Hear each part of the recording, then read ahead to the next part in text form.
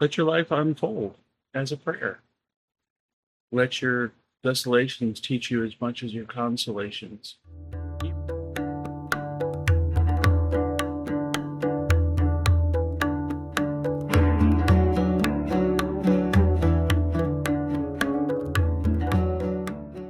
Back when I was at Loyola College, I guess I should start back.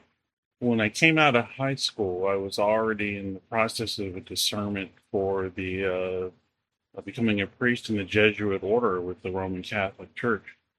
At Mount St. Joseph's High School, I had gotten exposed to the Jesuits and was very intrigued and impressed, and everything about them was really cool to me. They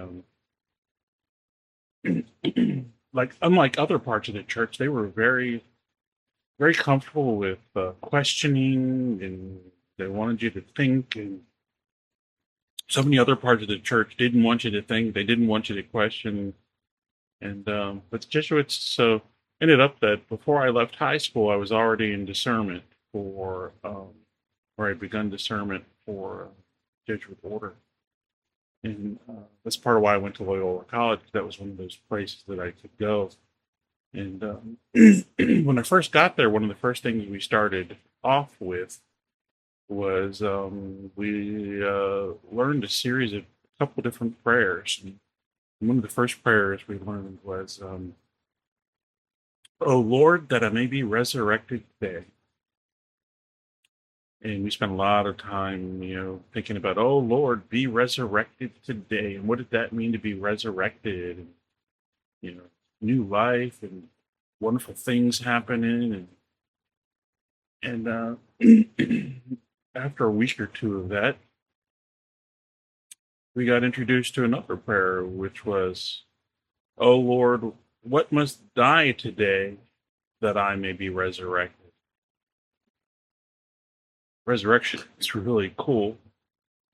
We really focused on resurrection, but we had forgot that resurrection requires death. I think that's part of why they do that to you. It's a little bit of a setup so that you suddenly get confronted with, oh my gosh, yeah, new cool things require death. So it becomes, what must die in me today that I may be resurrected? Pretty profound thing. Start to actually live it and think it. And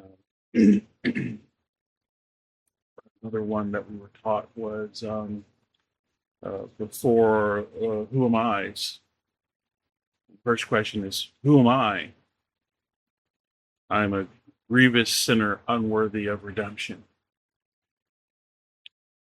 Second one, who am I? I am the pinnacle of creation and God's chosen and beloved. Who am I? I am the man humbled in prayer. Who am I? I am the face of Christ to all whom I meet. Fifth, who am I? I am the one who sees the face of Christ in all that I greet. That's another way of thinking about life. And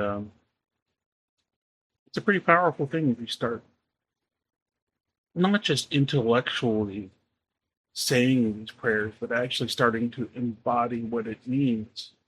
It's like, what does it mean to die? What does it mean to die to yourself? What does it mean to be resurrected to yourself? What does it mean to be humbled in prayer? So what you do is at the end of the day, or before you go to bed, you think about all of what they call consolations, the good things that happen in life, and you give thanks for them, and you become grateful for how the consolations benefited your life.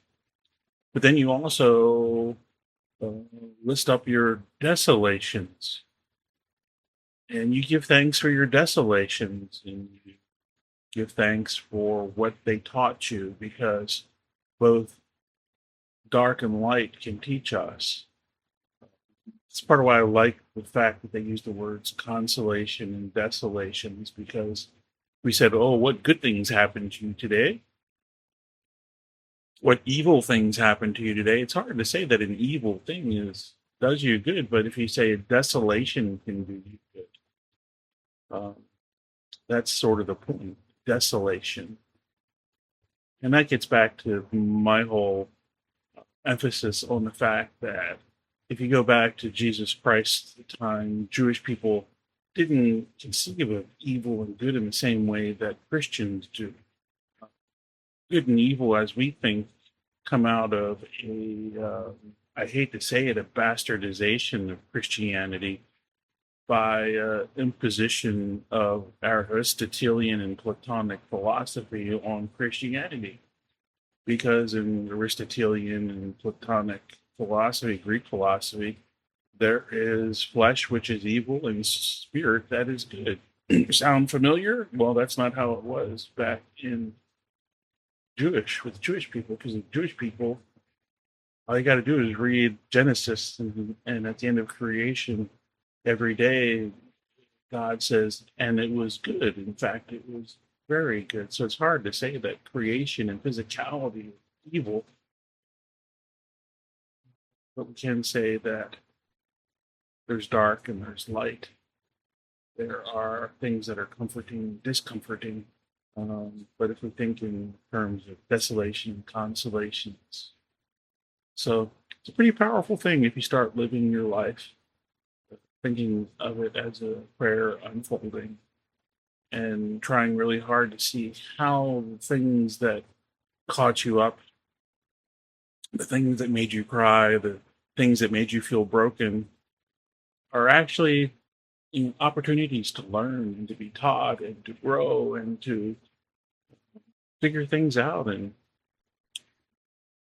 sometimes it's easier and quicker to learn the truth by having something problematic happen to you. But that problematic thing can be good, very good, in teaching us good things.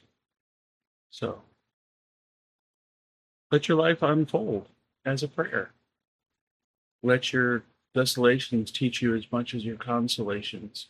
And even your consolations, sometimes they're not helping you at all.